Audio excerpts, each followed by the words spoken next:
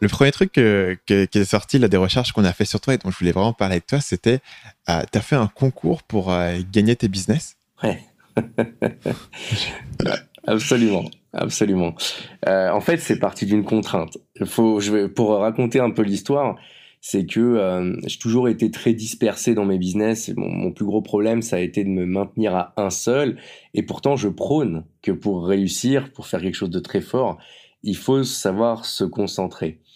Et c'était clairement pas mon cas, ce qui fait qu'en fait, en passant janvier 2019, ce qui s'est passé, c'est que j'étais à la tête de 7 activités différentes et donc qui représentaient 4 boîtes différentes avec des activités intenses.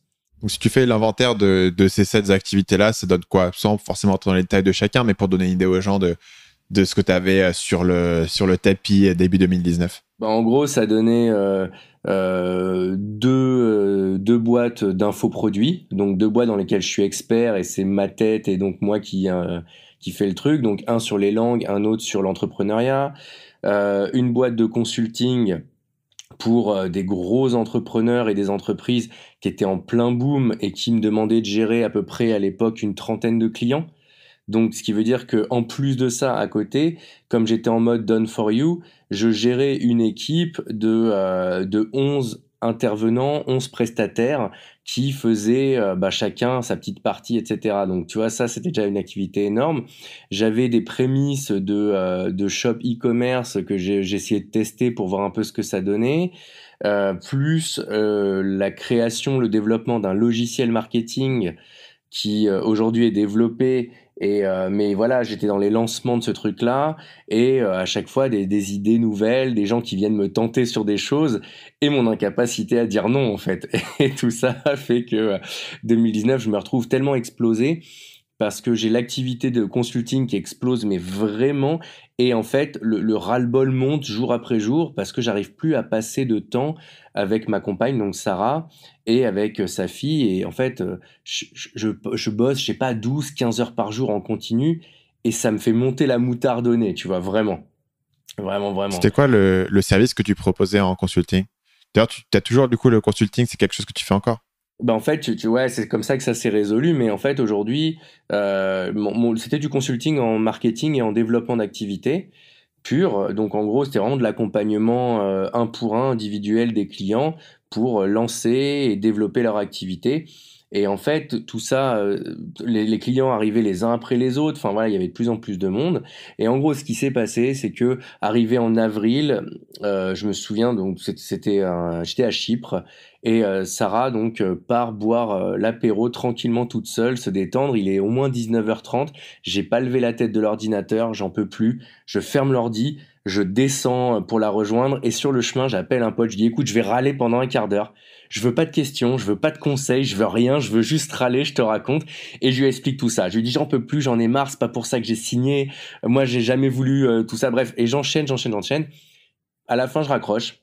Et en fait, je suis bloqué parce que les conseils traditionnels du style vente tes business, etc., ça s'appliquait pas parce qu'il y en a qui étaient pas du tout en état d'être vendus. Et les deux plus gros, ce qui s'est passé, c'est que c'est du business d'infopreneur, donc c'est très lié à mon image, c'est très lié à moi. Tu connais un peu le principe, mais c'est comme si demain, toi, tu voulais transmettre idée marketing, n'importe quoi, marketing mania, pardon. Ce que je veux dire par là, c'est que c'est tellement lié à ton image à toi que trouver le bon repreneur au bon prix, etc., c'est un travail qui est encore plus conséquent. Et donc, un peu coincé là-dedans, je me suis dit qu'est-ce que je peux faire de ces business? Est-ce que je les ferme? Est-ce que je les abandonne? Est-ce que je les vends quitte à ce que ce soit pas dans les conditions que je veux? Tout ça s'est accumulé et là je me suis dit non, tout ça ça me va pas et donc je raccroche de ce coup de fil, je retourne voir Sarah, je rentre dans le bar, je m'assois en face d'elle et là je la regarde et je lui dis je viens de trouver, c'est bon, j'ai l'idée, je vais les donner ces business. Et en fait, pourquoi je vais les donner? Parce que ça fait du sens dans le fait de donner, parce que j'avais envie en 2019 et en 2020 de donner davantage, d'offrir davantage aux gens de façon générale. Et la seconde chose, c'est parce que ça va me permettre de me délaguer, d'avoir moins d'activité. Et ensuite, le troisième truc, c'est parce que ça va me permettre de faire un très beau coup de pub. Et au moment où j'ai cette idée-là, je sais que ça va me faire un coup de pub parce que c'est pas anodin de pouvoir donner des business qui génèrent entre 100 et 450 000 euros par an selon le business et que ça va forcément faire parler. Et tout ça, je vais le mettre au service d'une activité qui va être finalement la seule activité que je veux garder, qui est celle de consultant marketing. Mais je me suis dit, en même temps que je fais cette transition, je fais une bascule complète. Je ne parle plus que de l'activité de consultant marketing et je me place sur un niveau plus élite, plus premium dans mes clients. Et en gros, je me sers de ce coup de pub pour faire toute cette bascule. Et en fait, ça a marché, je vais pas dire comme sur des roulettes, mais ça a marché comme ça. Et donc voilà tout le fondement de ce concours, qui était à la fois un coup de pub, un coup de nettoyage, et aussi, mine de rien, quelque chose d'aligné parce que ça me permettait de faire un cadeau assez conséquent à 2 personnes. Et voilà un petit peu comment tout ça s'est mis en place. Et pour le reste, après, j'ai juste fermé et nettoyé les business qui étaient trop nouveaux, trop pousses de bambou. Je les ai coupés pour venir, allez, maintenant, j'ai plus qu'un seul business. Et voilà où j'en suis aujourd'hui, en fait. Voilà un peu l'histoire. Et comment est-ce que le concours fonctionnait du coup? Alors, il y a eu 3 étapes. La première étape, je voulais, comme je l'ai toujours dit, c'est que si c'était pour filer ça à n'importe qui allait me cracher le business au bout de 3 jours, je pouvais le faire moi-même. Donc, j'avais quand même envie d'avoir des gens qui étaient capables de vendre un peu. Donc, ce que j'ai fait, c'est que j'ai fait un concours de vente. Donc, j'ai mis à disposition les 2 produits stars de chaque business en mode affiliation et dans lequel les gens, je leur ai simplement dit, pour passer à l'étape suivante, vous aurez à vendre le maximum de produits et les 10 premiers seront ceux qui auront vendu le plus de produits. Et donc, voilà, les gens ont vendu des produits. Alors, très clairement, j'étais absolument pas après une opération financière. C'est pour ça que j'ai rendu 75% en commission de ce qui a été vendu. Donc vraiment, le but, c'était pas du tout de me faire de l'argent, c'était vraiment d'évaluer des gens qui étaient capables ou non de vendre un produit. Et pourquoi 75%? Parce qu'après, il y avait 5% pour la gestion des nouveaux arrivés et les 20% de TVA. Et donc, en gros, ce qui fait que moi, dessus, c'est une opération blanche pour moi. Mais par contre, l'avantage, c'est que ça m'a permis de déterminer les gens les plus à même de vendre les produits qu'ils voulaient récupérer. Ensuite, une deuxième étape pour les 10 meilleurs, qui était de me faire un contenu, du contenu dans lequel, donc j'ai demandé un contenu soit vidéo, soit podcast, soit même un article, peu importe, dans lequel j'ai demandé de m'expliquer pourquoi ils voulaient ce business, donc lequel déjà, pourquoi ils voulaient ce business, et ensuite de me dire quel était de ce business le concept qu'ils avaient préféré et qui préféraient dans mon business, et aussi le concept que eux allaient amener en plus de façon novatrice. Et à partir de là, ça m'a permis d'avoir plus que 2 personnes sur chacun des business. Et là, c'était un entretien avec moi en direct dans lequel on a discuté. Et là, j'ai un petit peu été les challenger par rapport à la réalité de leur projet, etc. Et c'est comme ça qu'en sont sortis 2 vainqueurs au cours de cette troisième étape.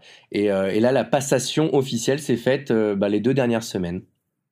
Donc là, tu as signé et tu n'es plus détenteur de ces entreprises. En fait, je suis détenteur à toute petite partie, puisque moi, je dois continuer à apparaître quand même, puisque ça reste du business dans lequel ma tête est partout.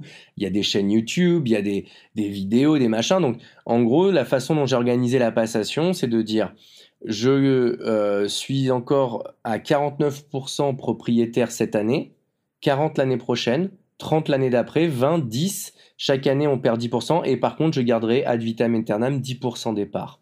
Voilà comment ça s'est goupillé. Et c'était OK pour les deux repreneurs. Est-ce que tu décris là, c'est plus ou moins un process de recrutement essentiellement? Tu recrutes une personne pour reprendre ton business. Pourquoi est-ce que tu avais besoin de faire tout ce système tu cèdes ton capital? Comment est-ce que tu vois ça? Pourquoi est-ce que tu peux pas simplement recruter cette personne, lui dire OK, tu seras bien payé pour gérer le truc parce que tu as des compétences, tu vas gérer le business, éventuellement tu as un intéressement sur la croissance, et moi je veux plus m'en occuper, tu te démerdes toi-même. Alors c'est intéressant, je pense qu'il y a 3 choses dedans. La première, c'est parce que il y avait déjà quelque chose d'émotionnel chez moi. C'est que là, j'ai plus l'impression que les business m'appartiennent. Et comme j'ai plus l'impression que les business m'appartiennent, demain, vraiment, si demain les deux m'annoncent, en fait, ils ont craché les business, c'est fini, c'est pas grave pour moi, c'est OK. Sont plus mes business. Tu vois, il y a un petit côté symbolique qui fait que ça reste eux les propriétaires, les tauliers. Et moi, je le vois plus comme j'ai 10% des parts Parce qu'en fait, juridiquement parlant, j'ai pas 49% des parts, j'ai 10% des parts et j'ai 49% des revenus qui diminuent au fur et à mesure des années. Mais donc, si tu veux, j'ai plus l'impression d'être le taulier quand même. C'est à eux. La deuxième chose, c'est parce que j'avais vraiment envie que la personne qui reprend le vive comme c'est mon business. Je reprends ce business, c'est à moi, je mets mon nom dessus, je mets ma marque dessus. Et ça, pour moi, c'était aussi très important. Et la troisième chose, c'était parce que le coup de pub qui allait derrière était au service de la seule activité que je voulais garder. Et là, il y avait vraiment du marketing derrière. Il y avait ce côté, si j'avais fait ce truc-là dans l'ombre sans annoncer un concours, c'était effectivement moins alléchant et j'aurais eu moins de partenaires qui auraient eu envie d'en parler que en faisant comme ça, où il y avait cette notion de concours, de gagner, etc. Et donc, j'étais très conscient qu'il y avait un coût marketing parce que derrière, le seul business que je voulais garder, c'était marketing mentaliste. Et c'était déjà très clair pour moi et ça m'a permis de le lancer sur les chapeaux de roue puisque le concours a attiré plus de 1400 participants, que ça a fait parler auprès de plein de partenaires costauds de ce truc-là et donc forcément ça a été un vrai coup intéressant. Donc voilà, il y avait vraiment ces trois dimensions qui étaient importantes. Salut, c'est Stan, j'espère que vous avez apprécié cet extrait du podcast Marketing Mania. Bien sûr, vous pouvez retrouver l'ensemble des épisodes du podcast, y compris les instructions sur comment vous abonner sur l'application Apple Podcast ou sur votre téléphone Android en vous rendant sur mon site à l'adresse marketingmania.fr/podcast. Je vous ai mis le lien dans la description de cette vidéo.